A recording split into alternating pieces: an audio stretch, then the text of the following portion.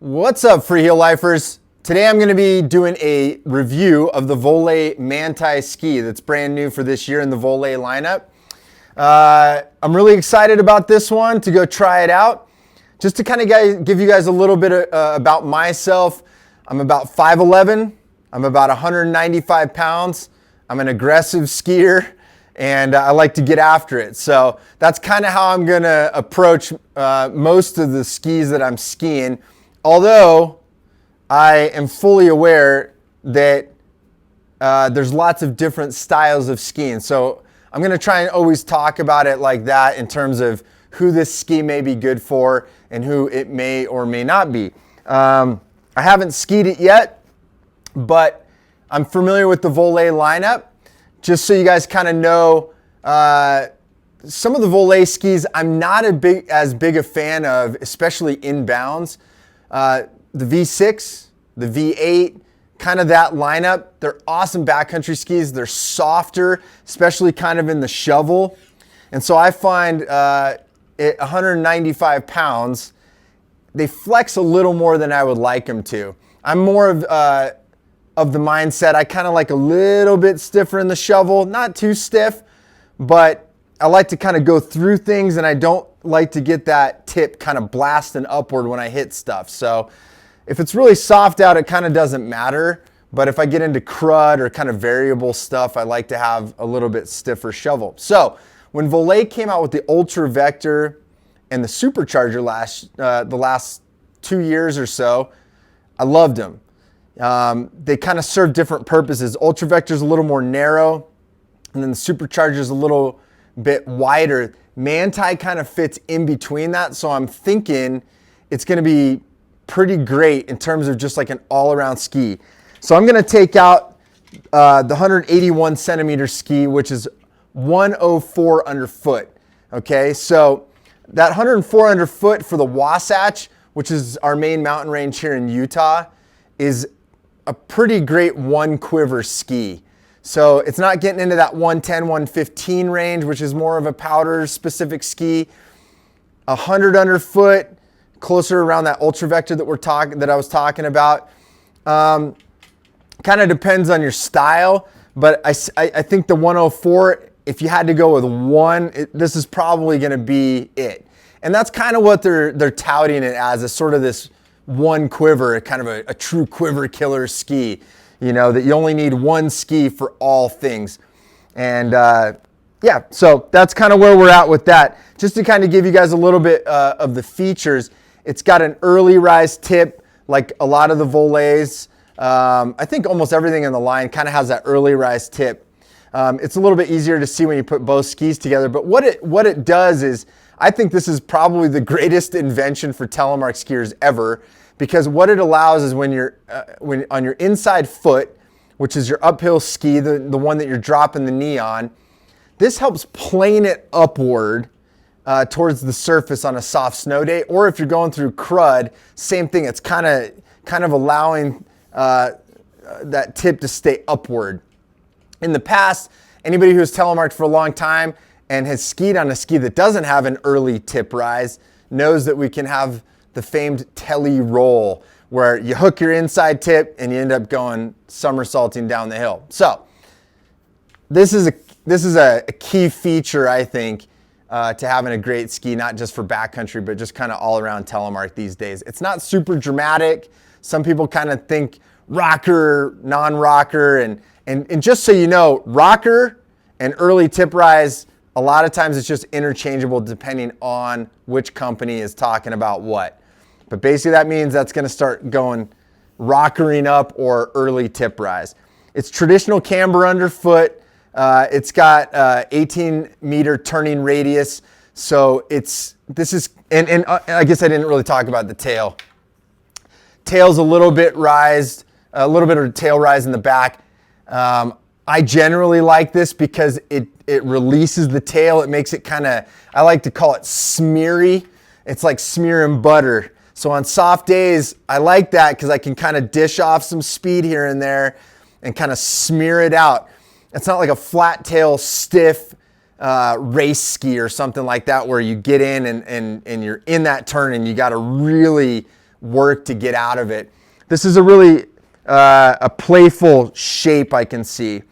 Not, like I said, it's not too stiff overall. Just kind of a nice even flex. Aspen core, that's what they use in all of their stuff.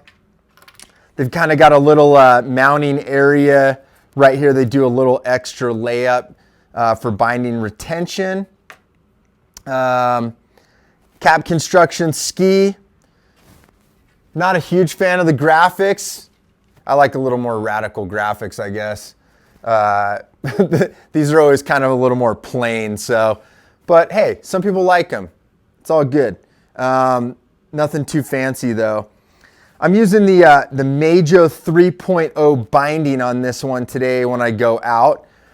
And this is the latest incarnation of this binding from the M Equipment. Tecto, NTN, got to have an NTN boot for it. And it's got to have tech inserts, TX Pro, older TX models, which I think is what I'm going to ski today, and some of the Crispy boots and the Scott boots. The TX Comp from Scarpa does not have Tectos, so you can't use that one. And yeah, I think that's pretty much it. And I'm pretty excited to go out and test this thing out. I think it's not going to have a whole lot of surprises, but I'm excited to try this binding on this ski.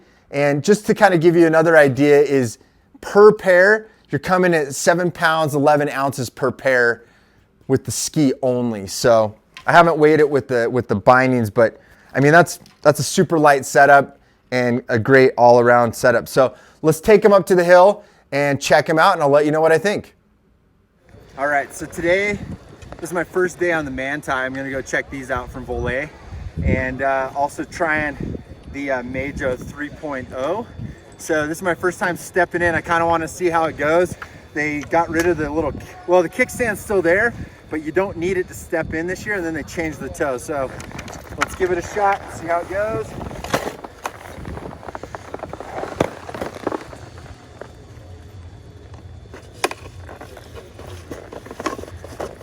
Toes in. All right, pretty easy. All right, here's the second one. Oh, I missed that one. Oh, I missed it.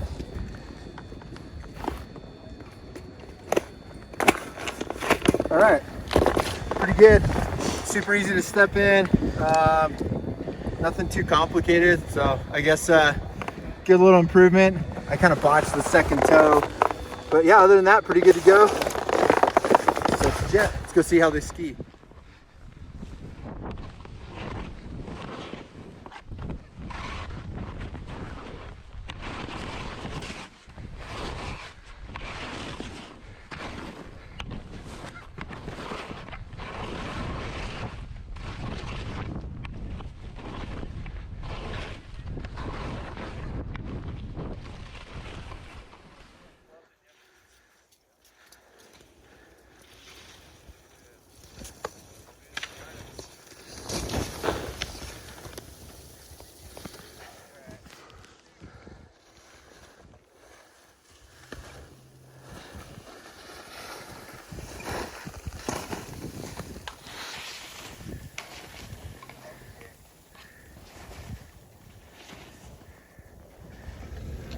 Okay, I'm about 6 laps into this, something like that.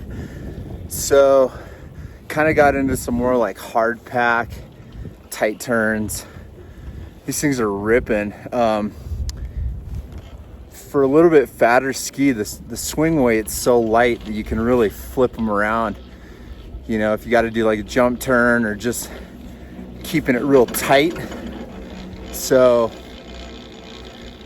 honestly, I don't say this about a lot of kind of like well, I don't even know if this is mid-fat, kind of a fatter ski, but I think even like an East Coast tight, you know, kind of Mad River Glen, Midwest, you might actually like these. Get a little more float, but you can kind of flip them around real quick, and digging them. So holding the good edge too. I don't totally like them on the hard pack as much. They chatter a little bit. I just don't like having the wider waist to kind of try to like tip that up on edge. I'd rather have like 95, 100 underfoot, you know, for just crews and groomers or whatever. But it's doable. You just got to commit a little more to the edge and whatnot.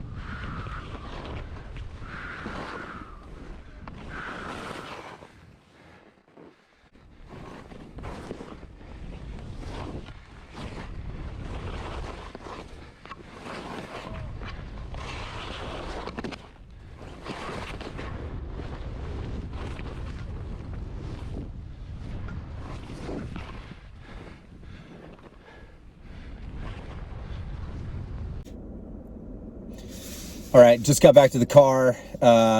Literally, first thoughts, just kind of coming off the hill and skiing a bunch of cool stuff today. Really badass ski overall. I could call it a one quiver Wasatch, you know, Rockies, Sierra type ski. Like I said, I was on the 181 length. I could probably go a little bit longer, but honestly, that was kind of fun having a little bit less ski to deal with today.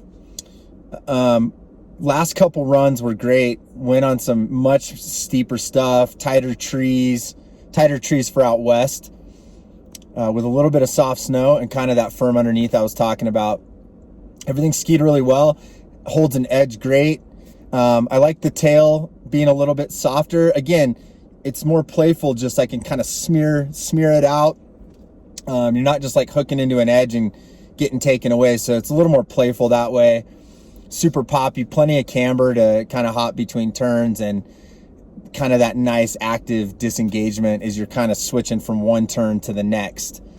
But overall, I had a great day. That was a lot of fun, and I definitely would give 2 thumbs up for the Manti. And again, if you're skiing maybe more East Coast, Midwest of the United States, or you just like a narrower ski, Ultra Vector is going to have a real similar feel. And if you really want to notch it up, you could go Supercharger. But if I had to pick one out of those 3, just kind of for a do-it-all, powder to hard pack, I'll give it to the Manti. So it was a good one. Hopefully you enjoyed the video. Definitely subscribe to the channel and help us find more Telemark skiers out there by sharing this video. Until next time, spread Telemark always, my friends.